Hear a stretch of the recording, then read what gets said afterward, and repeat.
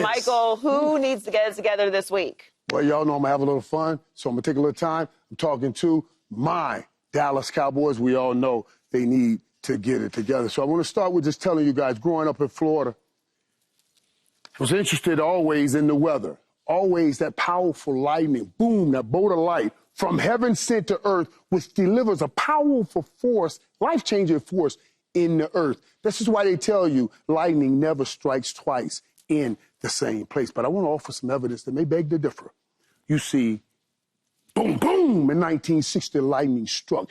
It hit Dallas, Texas, and in the form of a GM named Tex Schramm, a player's personnel director named Gil Brandt, and an iconic, legendary head coach named Tom Landry. These great men built the Dallas Cowboys. Together, from 1960 to my first year in the league, 1988, these great men, all Hall of Famers, left an indelible mark on this league. It was Coach Landry's innovation, like the sophisticated offense, the flex defense. Couple that with his emphasis on discipline, strategy, professionalism that helped this franchise secure 5 Super Bowl appearances and 2 Super Bowl rings. He coached players like Roger the Dodger Starback, nicknamed Captain Comeback, Drew Pearson, nicknamed Clutch. They made the impossible every Sunday look possible to all of us in this country, making plays that are still on our lips today, like the Hail Mary. Coach Landry was a spiritual, button-up and directed man. He was meticulous approach and an unwavering commitment to excellence.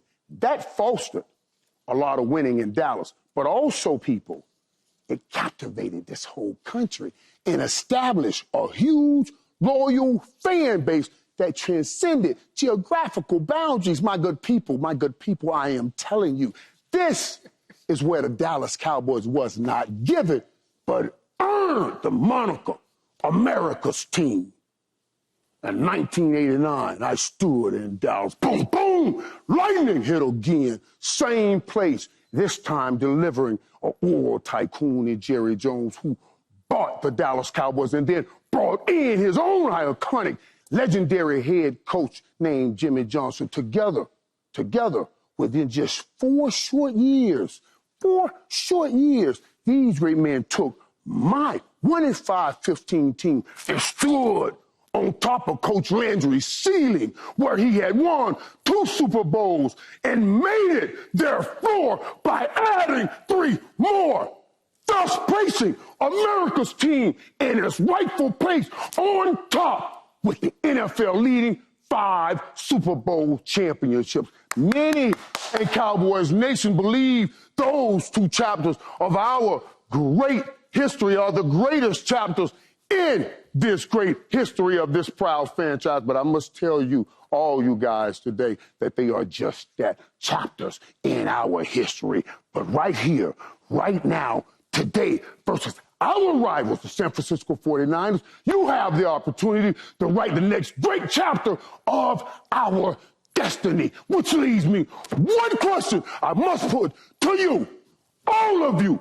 What are you prepared to do about it? It's been 3 damn decades since this proud franchise stood on top of the mountain and grabbed the ultimate prize. What are you prepared to do about it? When you entered the league, you said you were going to do great things. You were going to win many rings and leave your mark. This is that great moment. What are you prepared to do about it? You see, this is not about your skill.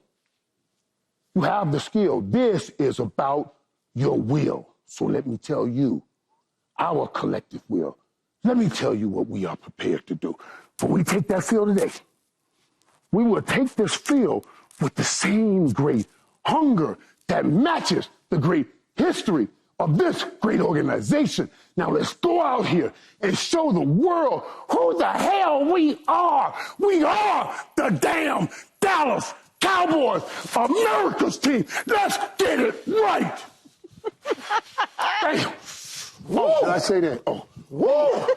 That was real. That was Paul is ready. I'm ready to go. Like I'm ready to go. You do understand you don't play no more. 300! Y'all know I ain't been talking on TV all day. Y'all knew I was going to take a little more time right there.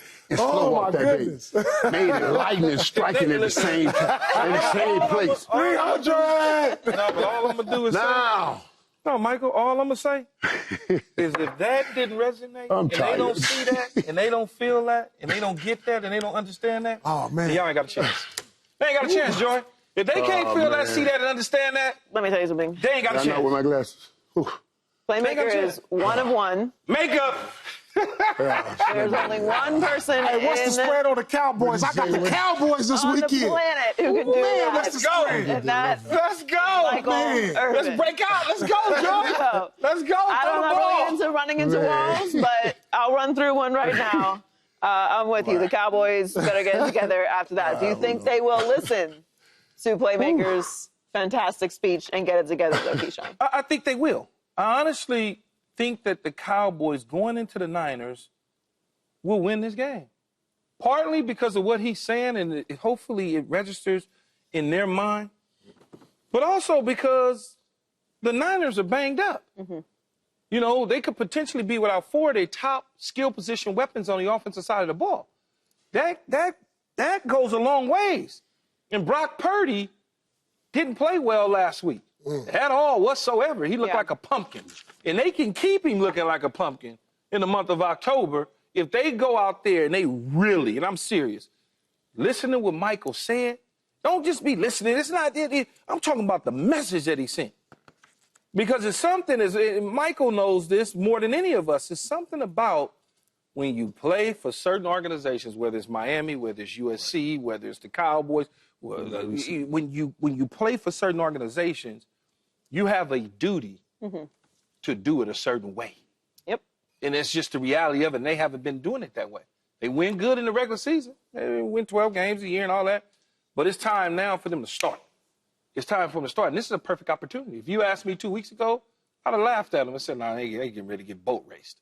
But the fact that the injuries is piling up for the 49ers and they licking their wounds, this is the perfect time to walk in there and put your foot on their throat. Yeah.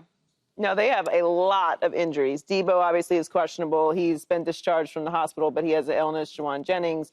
You've got Dre Greenlaw out, Chris Conley, Jake Moody, Matthew Wright, George Kittle is questionable. Christian McCaffrey obviously is still not back. He's unlikely to practice this week. Brandon Ayuk is out now, so they are very, very vulnerable. Yeah, they are. They are. Good, Michael. But who needs to win more, though? But there's no doubt it's the Dallas Cowboys. And this gives the Cowboys an opportunity because even though you win this game, you go one above 500 if you can win this game, it's against the San Francisco 49ers. Mm-hmm. All we're talking about right now is what kind of hope do anyone, the Cowboys may have in themselves, the fan base may have in the Cowboys, you know, but if you go win this game, that gives you some confidence, like, oh, okay, now let's start going from here. That's why this game is so important, I think, for both teams. Mm-hmm. For both teams, because either one of these teams, both of them need it, and it's such a big rivalry. The mix has always switched in this contest, like in this game, you know. It was back to Dwight Clark when he took it on that catch from the Dallas Cowboys, who had it in those early years, the 70s. He took it in the 80s. We came back and took it in the 90s. This has to be the time, even though it's not in one of those NFC championship games, that the Cowboys have to reach back up and try to say, let me take this back. Who do you think needs to win more? I think Brock Purdy needs this, man, because right now, after last week, there's going to be more questions than answers because he don't have his superpowers with him. And what I'm saying is, like, when you look at all the superheroes, you look at Superman, you know, he got the laser and he can fly. But then you look at Batman, he's a superhero, but he needs all these weapons. And that's Brock Purdy. He needs these weapons. And when he don't have those weapons or the mask, we don't know who he is. So I just think Brock has to show us. You know, we had him on a tier before last week. He throws interceptions, and now we want to see who you really are, Brock. Because think about this. This is a team we said, hey, before we even started, who's the favorite for the Super Bowls? Kansas City, 49ers. We looked at the 49ers and said, damn, all these weapons they got. Ayuk, he's coming into his own, and Debo and Christian McCaffrey and all these things. We said they're going to be in the Super Bowl. Well, they don't have their super weapons, and if they still want to play for the Super Bowl, it's going to lay on his shoulders. Well, unlike Bruce Wayne, he also has not secured the bag yet. Exactly, and he ain't got his bag. So part of why Batman's able to do that is because he's got that cash he can spend on all those fancy gadgets, along with the bravery. So he's trying to secure that also. You got to remember, now, Brock Purdy is smart enough to know any money he gets is found money. He wasn't supposed to be getting any of it. Yeah, but he's surpassed that. Yeah, he's out-earned his contract. Well, listen, I don't know. That's what we're talking about right now. Yeah. If he continue, that's what Paul was just talking about. If you continue to play like this, but then that bag, you're not going to get the bag like that guy you're on that screen with. Right. But I'm saying any bag he gets, if it's half of what they got, you know what I'm saying. Yeah. But the question is, he's played in the Super Bowl, he's played in the NFC Championship game. Absolutely. He should be. He's been put on the tiers with the best quarterbacks in the league. Right now, but we put a caveat on that. Every time we put him on that tier, we talked about the great talent he has around him. And Shanahan. It wasn't that we made him a great quarterback. We made him be in a great quarterback situation. And now what he is trying to do is break away from that we trapped him in and says, no, I can do this. I can do this. And this is the opportunity for him to have a chance to show that he can do it because he's losing some of the Really the biggest problem, though, in all of this, it might be found money, but the dude that got the money, and Dak Prescott, has never beaten the guy who found the money and has never taken his team to places that the guy who's looking to find the money has.